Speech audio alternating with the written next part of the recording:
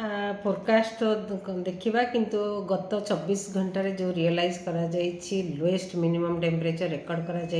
5.7 degree Celsius Rourkela ठारे आ cold wave भी realise करा दुईटा डिस्ट्रिक्ट रे जमती कि अनुगुल आ झारसुगुड़ा डिस्ट्रिक्ट रे पुणी जदि देखा 10 डिग्री रु कम कि 10 डिग्री सेल्सियस 10टी स्थान रेकर्ड करा जमती कि भद्रक रे 9.5 degree Celsius, Jharsuguda 7.2 degree Celsius, Rourkela 5.7 degree Celsius, Angul 9 degree Celsius, Keonjhar 8.9 degree Celsius, Sundargarh 8.6 degree Celsius और भवानीपाटना 9 डिग्री सेल्सियस, दारिंगीबाड़ी एवं बलांगीर डिस्ट्रिक्ट रे 10 डिग्री सेल्सियस रेकर्ड करा जायछि और फुलबाणी रे 7.5 डिग्री सेल्सियस टेम्परेचर रेकर्ड करा जायछि। आ जदि देखिबा आगामी 5-7 दिन फोरकास्ट आगामी 5 दिन भितर वर्षा हबार संभावना रही राज्य रे। आगामी 48 आवर्स रे लाइट रेन हल्का वर्षा हबार संभावना रही गोटे कि दुईटा जगार जमती कि आगामी 24 घंटा रे हल्का वर्षा हो पारे कांभा जगार गजपति आउ गंजाम जिले में किंतु पाग मोस्टली मेघुआ रही संभावना रही राज्य में किछि अंश ता सहित 18 तारिख रे लाइट रेन रही संभावना रही गंजाम गजपति मालकानगिरी कोरापुट रायगड़ा जिले में आ 19 तारिख रे जदि देखिबा लाइट टू मॉडरेट हल्का मध्यम धरण वर्षा हबार संभावना रही थंडरस्टॉर्म लाइटनिंग सहित किछि स्थान रे जमती कि मालकानगिरी कोरापुट रायगड़ा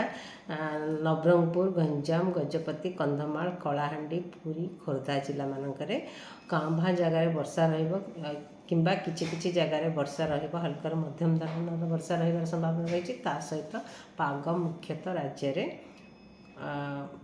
पाग क्लाउडी रहिबो मेघुआ पाग रहिबो। आ 20 तारिख रे भी जदि देखिबा किछि स्थान रे हल्का मध्यम धरण वर्षा रहिबार संभावना रही ता सहित बिजुली घड़घड़ी मध्य हेबार संभावना रही। आउ जिला गुड़िक हेले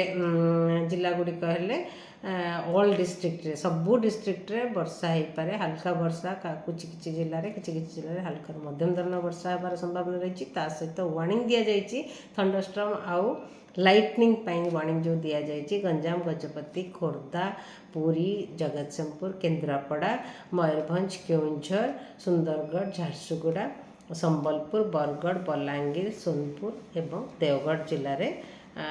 थंडरस्टॉर्म लाइटनिंग सहित वर्षा हबार संभावना रही ता सहित जदि देखिबा आगामी 48 घंटा भितर सालो टू मॉडरेट गोटे कि दुईटा जिले में हो पारे बहुत हाईली लोकलाइज जगार कलाहांडी और सुंदरगढ़ रे रहिबार संभावना रही। और जदि देखिबा हमर टेम्परेचर रात्रिर तापमात्रा जदि देखिबा टेम्परेचर आमर आगामी 3 दिन भितर 3 रु 5 डिग्री राइज होबार संभावना रही बढ़िबार संभावना रही 3 डिग्री रु 5 डिग्री तापमात्रा रे वृद्धि होबार संभावना रही तापर मोस्टली विशेष किसी चेंज होबार संभावना नहीं। वर्षार कारण है आमर एबे मोस्टली विंड्र जो डायरेक्शन चेंज होबार संभावना रही मोस्टली ईस्टर्ली विंड हो पारे कि सर्दली साउथ ईस्टर्ली विंड भी हो पारे जहाँफल कि बे ऑफ बेंगल रु मॉइस्चर आनिकी वर्षा दबार संभावना रही।